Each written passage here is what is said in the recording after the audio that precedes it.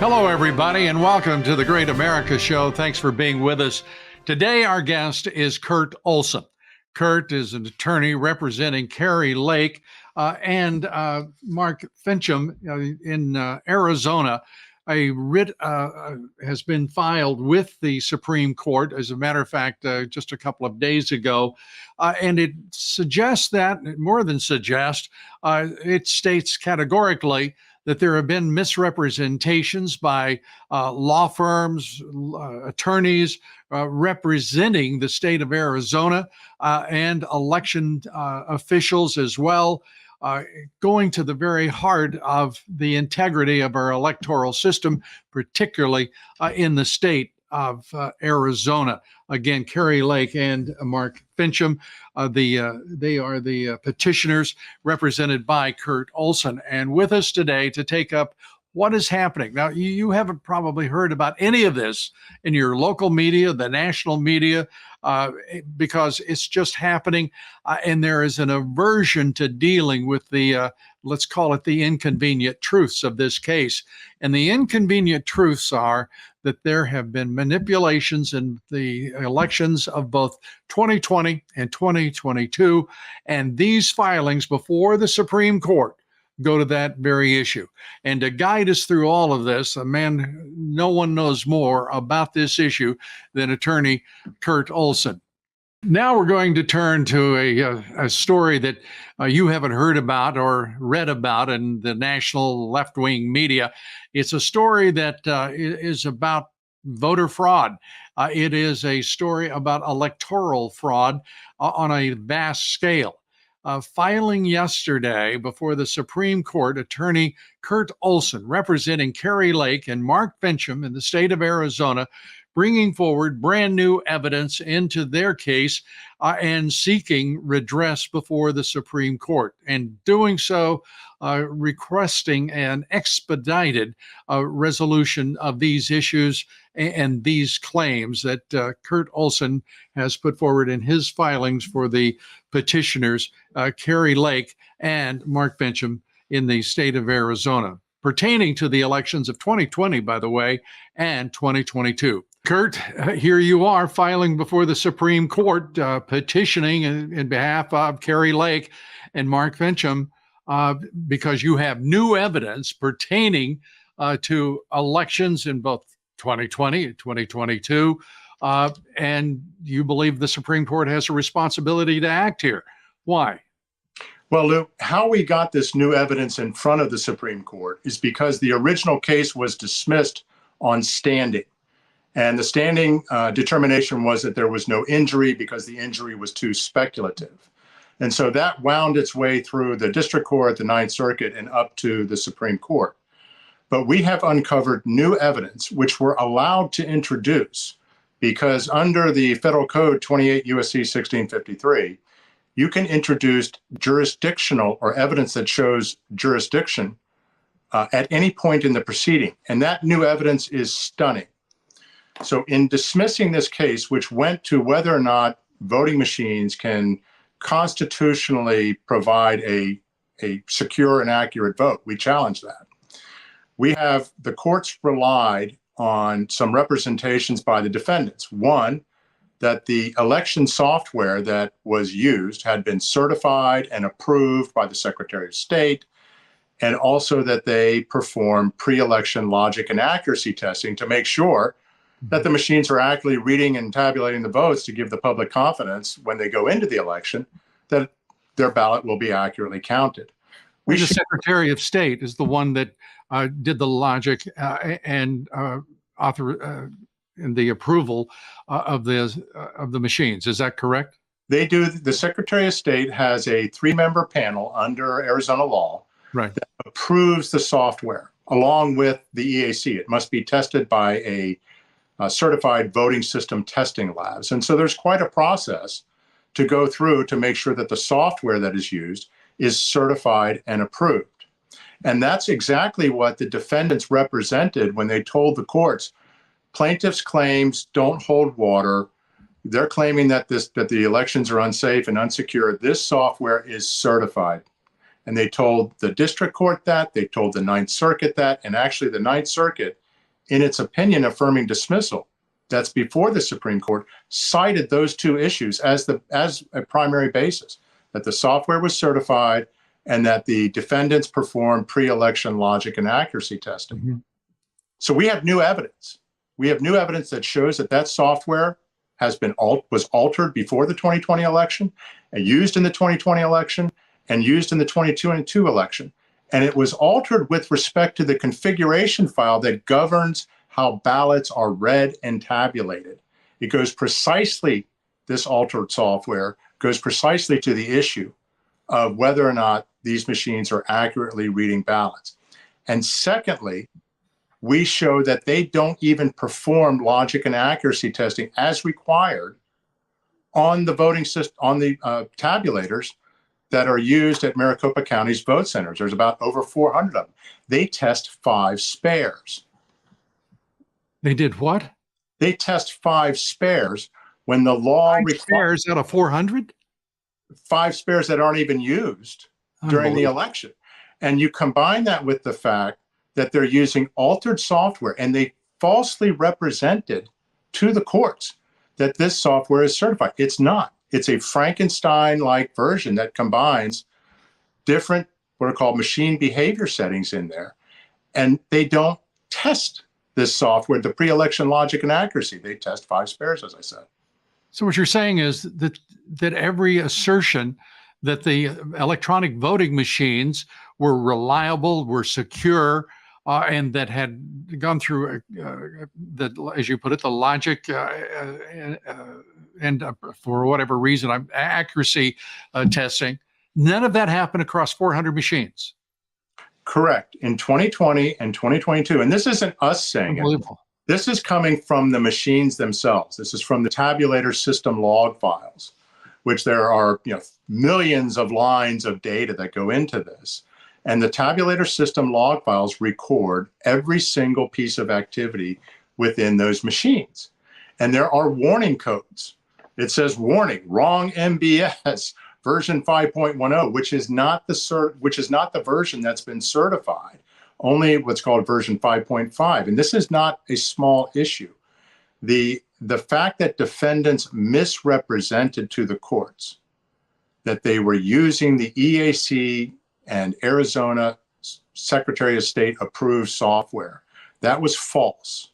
Mm-hmm. The fact that they represented to the courts that they performed logic and accuracy testing, pre-election logic and accuracy testing, and that's another reason why telling the court that the claims were meritless. That was false. So let me understand. The Arizona Secretary of State is obviously a defendant in this case. Who else is a defendant in this case? Maricopa County and Pima County. Okay. And both of them the same result? Well, Pima County uses different voting systems. So this new evidence applies only to Maricopa County, and which is not insignificant because Maricopa County is the 4th largest county in the country. And where Maricopa County goes, generally Arizona goes as well because of that. Right. And Maricopa County, the most corrupt county in the state of Arizona, first of all, and has been for years. But secondly, it was central to the contest over the vote in 2022. Correct? Yes. I mean, what was stunning is that this case was dismissed in August of 2022. And then we had the election that following November, and over 60% of the machines failed. They were rejecting ballots at a rate of 7,000 or more ballots every 30 minutes from 6:30 in the morning until 8 p.m. at night. It was a disaster. And so precisely what we warned about is something that occurred. These were narrow votes. Kari Lake, Katie Hobbs for governor, Abe Hamadeh for Attorney General, Mark Finchem. These were all relatively close elections. What do you expect the Supreme Court? First, what do you expect the Supreme Court to do? What do you want them to do? Well, I never predict what a court is going to do. What I want them to do is obviously to take the petition and reverse and remand back to the district court at a minimum and say, hey, the plaintiffs have standing. We're not asking the court to rule on the merits of the case per se. We're simply saying we have standing, we were injured. The dismissal of these claims based on the notion that the claims were too speculative was wrong. And Kari Lake and Mark Finchem should have their day in court, particularly before the 2024 election, because this new evidence that we have shows they're using altered software and they're not performing the required logic and accuracy testing before the election. And so this is a very serious matter going into 2024. To what degree is the voting machine company culpable in this for the fact that the logic and accuracy testing was not carried out despite certification from the Secretary of State and other parties? To what degree is the Secretary of State himself responsible? Well, under Arizona law, with respect to logic and accuracy testing for the county, the Secretary of State is allowed to test a sampling of voting equipment. But the Arizona law expressly requires counties to test all deployable voting equipment. So the county is the responsible party here for the logic and accuracy testing. When it comes to the software that's been altered, right now, what we know is that software has been altered. And there is no debate about that. We can see that in the tabulator system log files. We can see, and we have looked at this in data, which is dispositive on this issue. Who altered the software? That is a question that remains.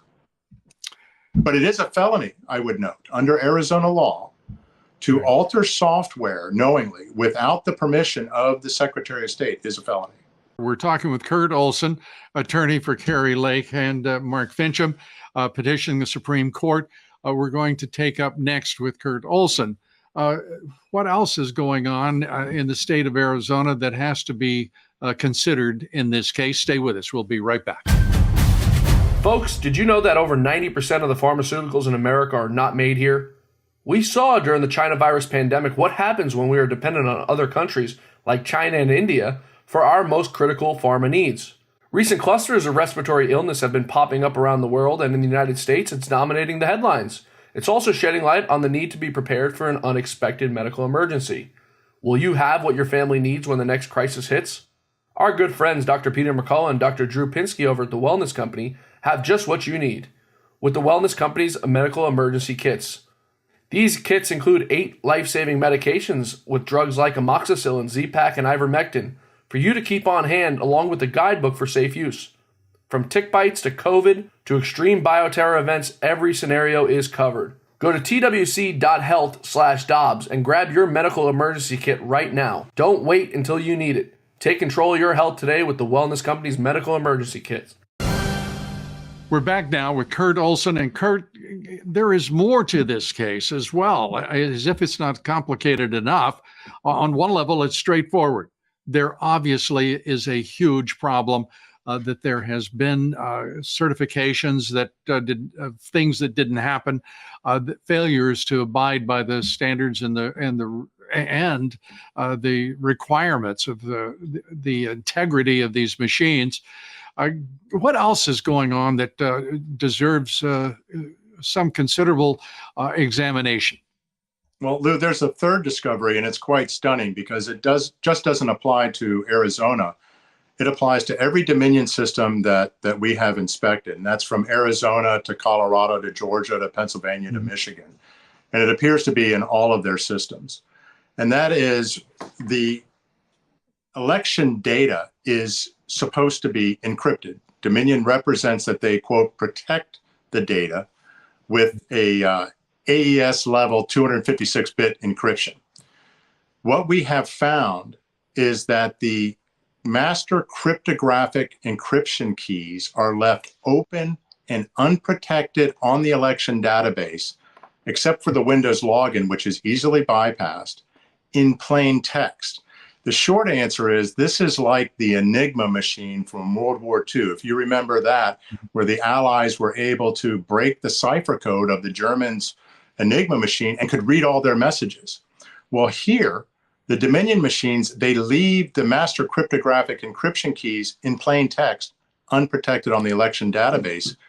And that allows total control over the machines. That means any malicious actor can take control of this system, decrypt the data, decrypt the passwords, take control of the tabulators, insert whatever results they want.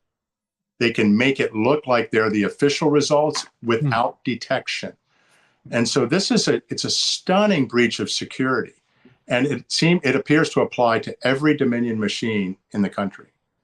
What does the company itself say about this? I've only seen one statement where they have come out and had a generic, oh, it's implausible.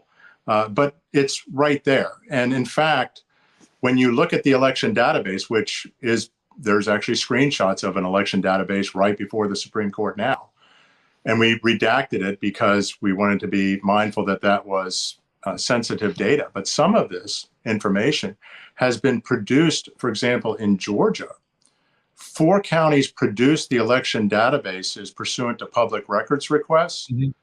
And these master cryptographic keys are right there on the election database if you know where to look. It's a stunning breach of security. A stunning breach of security, but you mentioned Georgia, the curling case there as well. Is there any correlation to what has transpired before Judge Amy Totenberg in Georgia and what was actually a dramatic moment in the case where they took a machine and actually flipped the machine within a matter of seconds and gained access? Yeah, that was, I believe, Professor Haldeman from University of Michigan, right, who created that capability. This is a different issue. It was not brought out in the trial. And if it had, I think that would have been an even more stunning moment, because with these keys, you have complete control that renders it nearly undetectable, because you are essentially, these are like God keys. And so it's a master administrative level password, keys, whatever you need, that provides access and control over the tabulators, over the election management system. And it allows anybody to manipulate the votes without detection. So how do you find these keys? Just out of curiosity, not that I'm interested in doing so, but I want to get a sense of how easy it is. Well, because these are, matter of fact, in Georgia, as I said, public records. If you go to the election database and you look for a table called an event table, and right there, it's called a Reindel key and right, an X509 security certificate, and HMAC key. And it's right there in the table, just any standard table you would look at it, and there's the script with all with the keys. It's that simple. And Dominion represents that the encryption they provide is FIPS, which stands for Federal Information Processing Standards, AES level 256-bit encryption. Well, FIPS expressly prohibits storing the keys in this manner. Wow. Well, a lot to assimilate for all of us, and we thank you for everything you're doing. And again, good luck before the Supreme Court. Thanks so much, Kurt Olsen. Great America. And there you have it. Kurt Olsen representing Kari Lake and Mark Finchem in the state of Arizona. The state of Arizona, the Secretary of State, has a lot to take up here. So does the Supreme Court. In Maricopa County, the defendant. We'll see what happens. There is an expedited hearing that we believe will occur in the latter part of this month. We'll see, and we'll keep you posted. Thanks for being with us, everybody.